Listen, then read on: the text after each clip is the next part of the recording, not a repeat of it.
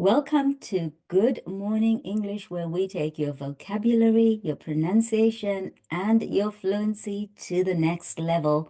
Today's lesson is packed with action, a powerful word of the day, a fascinating idiom of the day, and a pronunciation challenge you are going to love. But that's not all.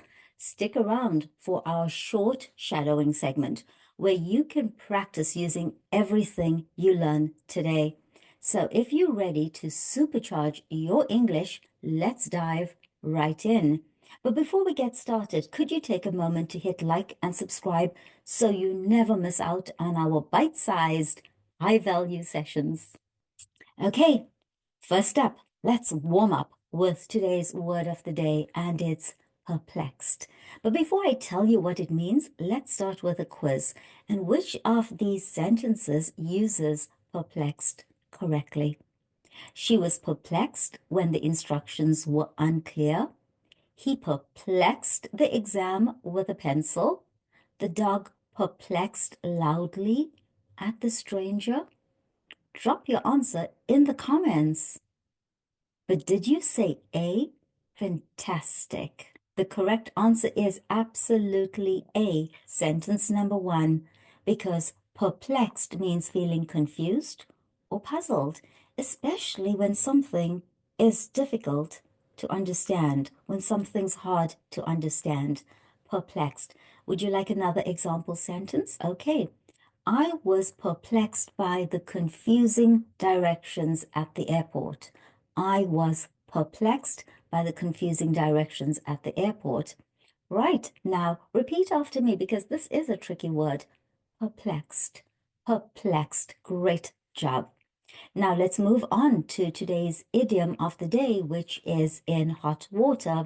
In hot water, this idiom is used to describe being in trouble or a difficult situation. Let's test your understanding. Which sentence is correct? John forgot his meeting, so he's in hot water with his boss. I drank too much hot water and now I'm in trouble. C. The cake is in hot water because it's too sweet. Take a second to think about it. And the answer is sentence 1, or A again. John forgot his meeting, so he's in hot water with his boss. Would you like another example? Okay. If you don't finish your project on time, you'll be in hot water with the client. Now, this is a great idiom to use when talking about responsibility or consequences. Got it? In hot water. Right, let's move on. Now for today's pronunciation challenge, ancestors. Ancestors, and this is one of those words that trips people up because of the tricky vowel sounds. Let's break it down together. Ancestors, ancestors, ancestors. Excellent. My ancestors come from a small village in Italy. Try it again. Ancestors. Nailed it? Let me know in the comments. It's time for today's binomial, give and take. Give and take. This binomial describes compromise or mutual understanding, especially in a relationship or a negotiation. Give and take. Here's an example sentence for you. Marriage requires a lot of give and take to succeed. Repeat after me. Marriage requires a lot of give and take to succeed. Would you like another one? Okay, the negotiation had plenty of give and take between the two sides. Do you have your own sentence? Well, drop it in the comments below. Now, remember I mentioned shadowing practice? Well, let's put everything that we've learned today into a short story. So listen first, and then we'll shadow it together. Okay, let's go. Anna was perplexed when she arrived at the airport and realized she had forgotten her passport. She knew she'd be in hot water with her boss if she missed her flight. After a quick call, her colleague agreed to bring the passport, but it was a tough situation.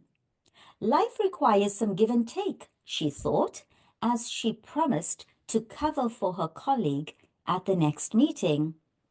As she waited, Anna thought about how much her ancestors had traveled and realized this was nothing compared to their adventures. Now, repeat after me as we shadow the story. We're going to take it slowly. I'll pause after each phrase to help you keep up. Anna was perplexed when she arrived at the airport and realized she had forgotten her passport. She knew she'd be in hot water with her boss if she missed her flight. After a quick call, her colleague agreed to bring the passport, but it was a tough situation.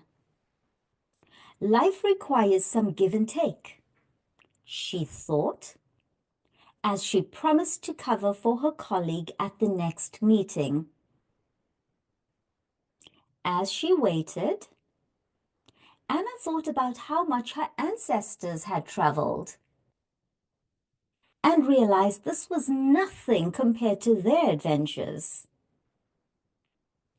Fantastic, great work. Now replay this section to practice fluency and confidence. And there you have it, a new word, a fresh idiom, a binomial, and a powerful shadowing practice to bring it all together. And let's not forget our pronunciation focus. Now, my students who practice shadowing like this improve their pronunciation, their fluency, their tone, their intonation, and their confidence faster than you could possibly imagine. Well, now it's your turn. And if this helped you, don't forget to like, subscribe, share with a friend who's ready to level up their English. Keep shining, keep growing, keep practicing, and I will see you next time on Good Morning English. I'm Nas, and it is ciao for now.